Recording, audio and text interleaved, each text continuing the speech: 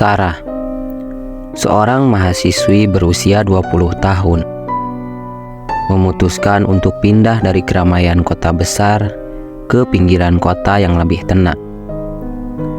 Dengan latar belakang keluarga yang sederhana, Sarah memutuskan untuk mencari tempat tinggal yang terjangkau dan menemukan rumah kontrakan tua di pinggiran kota yang terpencil. Rumah kontrakan itu terletak di ujung jalan, di tengah-tengah lingkungan yang sunyi. Bangunan 2 lantai yang dulu pernah indah, kini tampak terlantar, dengan dinding yang tergores, cat yang memudar, dan atap yang bocor.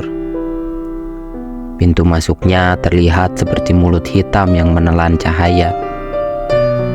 Sementara jendela-jendela yang retak memberikan kesan seperti mata yang tak berkedip, selalu memperhatikan setiap gerakan. Tak ada tetangga yang terlalu dekat, dan keadaan sepi di sekitarnya semakin menegaskan kesendirian di rumah itu. Sarah merasa terpanggil untuk menjadikan rumah itu tempat tinggalnya, tanpa menyadari bahwa keputusasaan akan biaya sewa telah membawanya ke sebuah tempat yang menyimpan misteri gelap yang tak terbayangkan sebelumnya. Dalam beberapa hari, Sarah menjalani kehidupannya dengan nyaman. Dia melakukan rutinitas harian tanpa ada yang aneh sedikit pun. Sarah merasa terbawa oleh kenyamanan rumah kontrakan itu dalam beberapa hari pertama. Dia berhasil menjalani rutinitasnya dengan baik, menemukan semacam ketenangan di tengah keheningan yang awalnya menakutkan. Sarah menata ruangan dengan indah, menambahkan sentuhan seni kecil di sana-sini, dan membuat ruangan tersebut terasa lebih seperti rumah. Dia merasa nyaman menata buku-bukunya, melukis, dan menulis di sudut favoritnya. Pagi hari dimulai dengan menyeduh kopi sambil menikmati pemandangan luar jendela yang terbuka lebar. Dan dia menemukan dirinya terpesona oleh keindahan alam sekitar. Meskipun kadang-kadang dia merasa ada kehadiran tak kasat mata, namun kesibukan dan rutinitas sehari-hari membantunya mengabaikan perasaan tersebut. Ketenangan ini seolah menjadi ilusi, karena ada sesuatu yang belum terungkap dalam rumah kontrakan itu, yang siap untuk mengacaukan kenyamanan yang Sarah rasakan. Meskipun awalnya Sarah menikmati ketenangan di rumah itu, tanda-tanda keanehan mulai muncul perlahan. Pertama-tama, dalam beberapa malam, dia sering mendengar suara langkah kaki yang ringan di lantai atas, padahal dia sendirian di rumah itu. Kadang-kadang, buku di raknya terlihat bergeser sedikit setelah dia meninggalkan ruangan, padahal dia yakin telah meletakkannya dengan rapi. Peristiwa kecil lainnya yang membuatnya merasa tak nyaman adalah ketika dia melihat bayangan-bayangan samar di dinding, atau ketika lampu yang sudah dipadamkan kembali menyala sendiri di tengah malam. Dia merasa seperti ada yang mengawasinya dari balik jendela-jendela yang gelap. Namun, ketika dia melihat keluar, tak ada apapun yang terlihat. Sarah mencoba meremehkan semua kejanggalan itu, mencari penjelasan rasional untuk setiap peristiwa yang terjadi. Namun, ketakutan perlahan mulai menyelinap, karena semakin seringnya kejadian-kejadian tersebut terjadi di rumah kontrakan yang seharusnya memberinya ketenangan. Perlahan tapi pasti, teror di rumah kontrakan itu semakin meningkat bagi Sarah. Suara-suara aneh yang sebelumnya hanya sesekali terdengar, kini menjadi lebih sering mengisi malamnya. suara langkah yang ringan seakan mengitari ruangannya tanpa henti. Dan kadang-kadang terdengar suara bisikan lembut yang tidak dapat diketahui sumbernya. Bayangan-bayangan misterius yang dahulu hanya samar, sekarang muncul dengan lebih jelas. Kadang-kadang berbentuk sosok manusia atau wujud lain yang menggoda imajinasinya. Sarah merasa seperti ada mata yang selalu mengawasinya dari sudut ruangan, yang membuatnya tak nyaman berada di rumah sendirian. Objek-objek kecil mulai bergerak dengan sendirinya. Buku-buku yang tiba-tiba jatuh, kursi yang bergeser beberapa inci saat dia berbalik, atau lampu yang berkedip tanpa sebab yang jelas. Semua ini membuat Sarah semakin terganggu dan terpojok oleh ketakutan yang semakin membesar setiap harinya.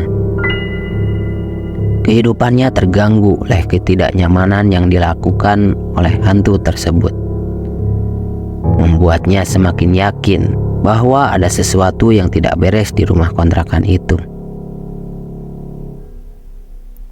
Sarah semakin terganggu dengan keanehan di rumah itu. Dia mencoba mencari tahu lebih banyak tentang sejarah rumah tersebut. Namun, semakin dia menggali, semakin terungkaplah bahwa ada hantu dalam rumah itu yang amat marah, dan keberadaannya semakin terasa setiap kali Sarah berusaha mengungkap misteri di balik keberadaannya di sana. Terungkaplah bahwa hantu itu adalah seorang pria yang dulunya tinggal di rumah itu. Namun, dia meninggal secara tragis akibat kebakaran yang terjadi bertahun-tahun lalu. Hantu tersebut merasa bahwa Sarah telah mengganggu ketenangannya dan mencoba mengusirnya dari rumah kontrakan itu. Dalam kegelapan malam yang menggigit, Sarah menemukan dirinya terjebak di tengah ruang tamu yang terasa semakin gelap dan mencekam. Hantu yang marah muncul dalam bentuk yang mengerikan di hadapannya. Dengan badan yang setengah hancur, wajahnya yang penuh darah, dan matanya penuh dengan kebencian yang tak terkendali. Hantu itu terus-menerus menyerang dengan kekerasan yang tak terduga, membuat Sarah berteriak histeris sangat ketakutan. Saat Sarah berusaha melarikan diri, hantu itu terus mengejarnya dengan kecepatan yang luar biasa, mengubah bentuknya menjadi sosok yang semakin mengerikan dan menjijikan. Hantu itu berkata, "Kamu harus mati karena telah mengganggu ketenanganku." Ketika Sarah merasa tak ada jalan keluar, hantu itu semakin dekat, menggenggam lehernya dan mencekiknya dengan tangan yang berlumuran darah, yang membuatnya hampir tidak bisa bernafas. Dalam momen kritis itu, tiba-tiba pintu rumah kontrakan terbuka dengan keras. Di depan pintu terlihat sosok laki-laki yang ternyata adalah ayah Sarah yang berniat menengok anaknya. Dengan ekspresi panik, dia menyaksikan anaknya yang tercekik oleh makhluk yang menyeramkan. Dengan refleks yang cepat, ayah Sarah langsung melompat untuk menyelamatkan anaknya. Meskipun awalnya terkejut melihat kehadiran hantu tersebut, ayah Sarah berusaha menarik Sarah dengan sekuat tenaga, yang akhirnya membuat cekikan itu terlepas. Sarah dan ayahnya berlari ke pintu masuk utama untuk melarikan diri. Namun, sebelum mereka sampai, hantu jahat itu dengan cepat bergerak, mengunci pintu utama dengan kekuatan supranatural yang tak bisa dijelaskan. Mereka tidak punya pilihan lain selain berlari ke lantai atas rumah. Saat mereka mencapai tangga, hantu itu mengikuti mereka dengan cepat, memenuhi lorong dan tangga dengan suara-suara aneh dan mengerikan. Saat mereka berlari, hantu itu terus melemparkan benda-benda yang ada di sekitarnya dengan keras. Barang-barang itu berterbangan ke segala arah, menciptakan hujan benda-benda yang mengancam dan menakutkan. Potongan puing-puing dan pecahan benda menghujani mereka dengan kecepatan tinggi, mengancam nyawa mereka pada setiap langkah yang diambil. Dalam kekacauan itu, mereka berdua berusaha berlindung dari serangan benda-benda yang terlempar. Mereka saling menjaga satu sama lain, berlari dengan cepat di antara hujan pecahan-pecahan benda yang terus-menerus dilemparkan oleh hantu itu. Langkah mereka terhenti ketika mereka mencapai ujung lorong dan dihadapkan dengan jalan buntu. Sementara hantu itu terus mendekat, mereka tidak memiliki waktu lagi.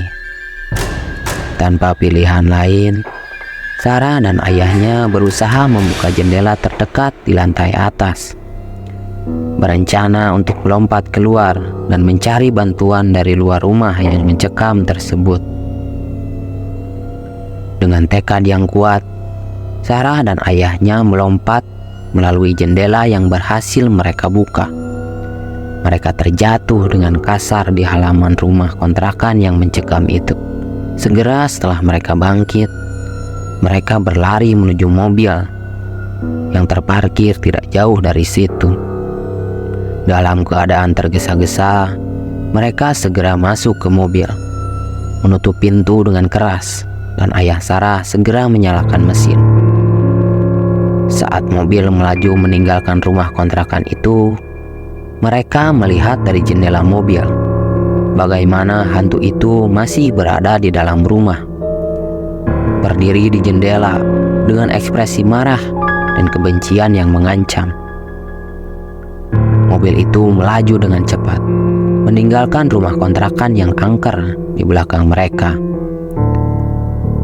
Suasana ketegangan masih terasa di dalam mobil ketika mereka berdua merenungkan kejadian yang mengerikan yang baru saja mereka alami. Mereka meninggalkan rumah kontrakan itu jauh di belakang, berharap bahwa mereka berhasil selamat dari teror yang menakutkan dan tidak pernah melihatnya lagi. Saat mobil semakin menjauh, ketakutan mereka mulai mereda sedikit demi sedikit. Mereka merasakan sedikit lega karena berhasil keluar dari bahaya yang mengancam nyawa mereka. Dalam perjalanan pulang, mereka merasakan perasaan syukur dan kelegaan. Mereka berdua bertekad untuk melupakan pengalaman mengerikan itu, namun tetap menyimpan kenangan akan malam yang menakutkan sebagai pelajaran berharga tentang keberanian dan tekad untuk bertahan dalam kondisi yang paling menakutkan sekalipun.